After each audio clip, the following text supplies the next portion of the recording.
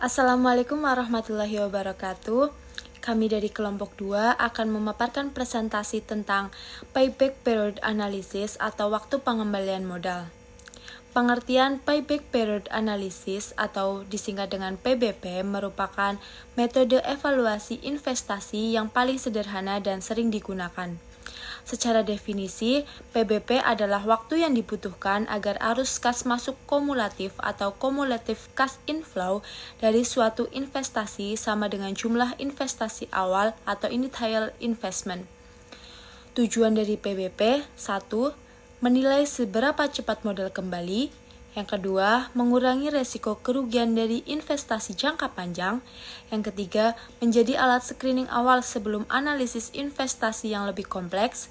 Yang keempat, menentukan prioritas proyek ketika terdapat beberapa alternatif investasi. Kelebihan dari PBP atau Payback Period: yang pertama, mudah dipahami dan dihitung. Yang kedua, cocok untuk analisis cepat. Yang ketiga, fokus pada pengembalian modal yang cepat. Yang keempat, baik digunakan pada kondisi ketidakpastian tinggi. Lalu, kekurangan dari PBP adalah 1. Tidak memperhitungkan nilai waktu uang atau time value of money. Yang kedua, mengabaikan arus kas setelah periode payback. Yang ketiga, tidak mengukur profitabilitas total proyek. Yang keempat, kurang akurat untuk arus kas yang berfluktuasi. Nah, kita akan membahas tentang fungsi dan manfaat payback period. Fungsi payback period yang pertama, membandingkan proyek dengan pengembalian tercepat. Yang kedua, alat analisis resiko jangka pendek. Yang ketiga, membantu strategi investasi ketika modal terbatas. Yang keempat, dasar keputusan awal sebelum periode NVP atau IRR.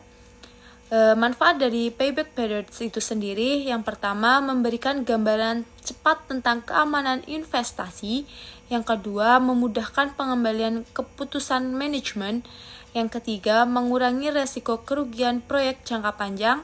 Yang keempat, cocok untuk UMKM yang membutuhkan perputaran modal cepat. Metode perhitungan PBP. Jika arus tahunan sama atau uniform menggunakan rumus, PBP sama dengan investasi awal dibagi cash flow bersih tahunan.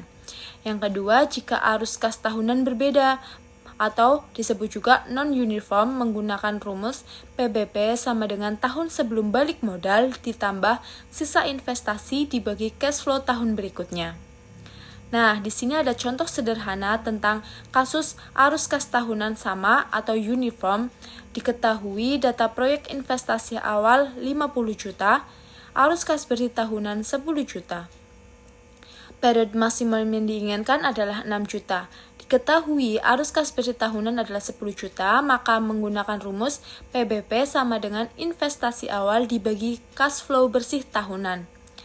PBP sama dengan 50 juta dibagi 10 juta sama dengan 5. Karena 5 tahun lebih pendek dari periode maksimum yang ditetapkan yaitu 6 tahun, maka proyek ini layak diterima.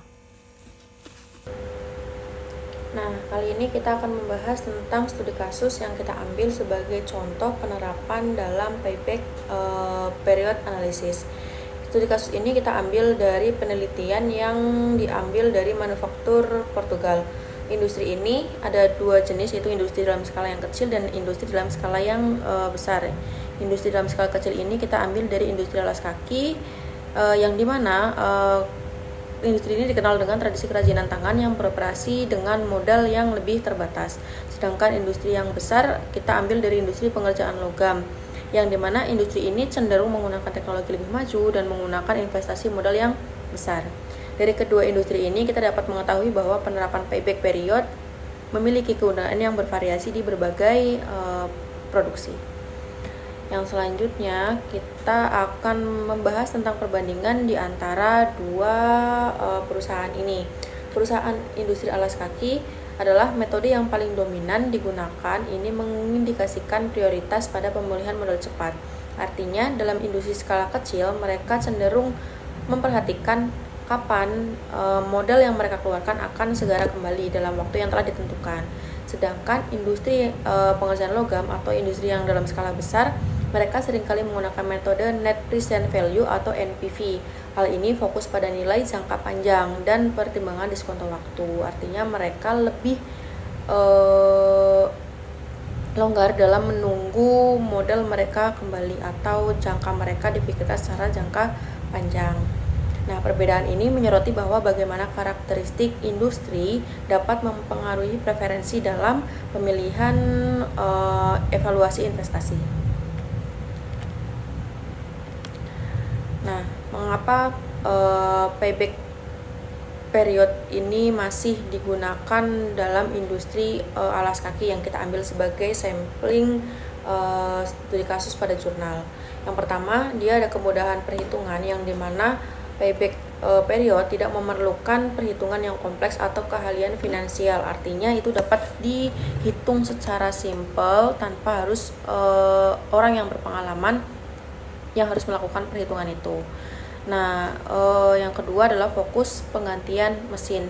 Keputusan investasi umumnya terkait pada penggantian aset yang sudah ada, bukan ekspansi besar. Nah, ini cocok dengan industri dalam skala kecil, yang artinya mereka tidak perlu melakukan pembelian atau penggantian dalam skala besar, yang dimana mereka hanya perlu mengganti aset-aset yang kecil yang kondisinya sudah tidak layak pakai atau sudah memiliki batas waktu untuk dilakukan penggantian.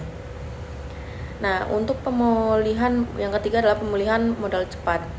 Nah, prioritas utama adalah mengembalikan modal secepat mungkin untuk menjaga likuiditas. Yang seperti tadi saya katakan di awal, industri dalam skala kecil itu lebih mementingkan kapan modal mereka akan segera kembali atau memperoleh keuntungan, sehingga mereka dapat melakukan usaha untuk kedepannya dalam jangka waktu yang panjang.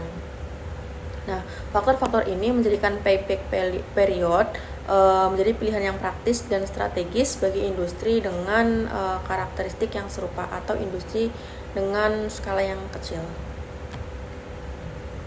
Selanjutnya adalah tentang studi kasus mesin industri alas kaki, yang kita akan coba menghitung berapa sih modal mereka akan kembali dan apakah industri ini cocok diteruskan atau tidak. Yang pertama, di sini ada data tentang jenis investasinya. Investasinya adalah penggantian mesin produksi lama dengan yang baru. Nah, investasi awal mereka adalah 90.000 euro. Kemudian arus kas yang masuk per tahun atau tahunan adalah sebanyak 30.000 euro. Dan ini stabil setiap tahun. Nah, dalam rumus ini kita akan menggunakan rumus perhitungan payback period dengan skala yang uniform atau setara setiap tahunnya.